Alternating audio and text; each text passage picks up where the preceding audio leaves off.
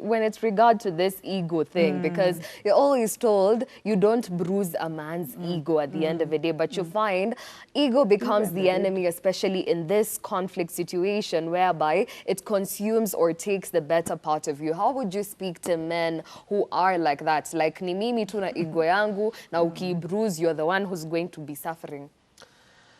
I will say this, that, and I've mentioned it again, that men are driven by ego. You know, it's an inner thing.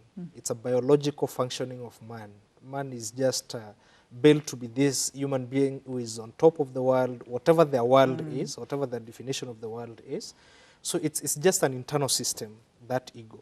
So the question comes in moderating the ego. You know, it's not everywhere, but you're going to just thump and pass your way through. There are some places that you have to lie low and observe things and see how things are going about.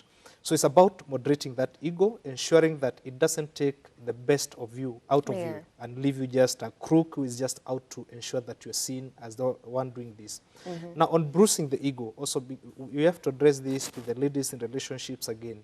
There are ladies also pushing the men to the extreme. We have talked about this again, because you find whereby it has gotten to a point whereby you have to tell your man, kama wewe ni mwanaume. Now, before you met him, you knew he's a man. And you're telling him, kama wewe ni mwanaume. You know, at that point again, you're bruising that man's ego, you're injuring that man's ego, or you're providing, you're very open and very vocal. You're saying, I provide, I do all this, I do all this. So you should do everything I want you to do because I provide. No, it should not be the case. If you're providing because there are those seasons that will come in life, at times will be you are high up in terms of finances, he is low. Do so, but do so with respect. You know, you don't have to show him that I'm the one who is doing this. You don't have to show him that you have to toe the line because I'm the one doing this.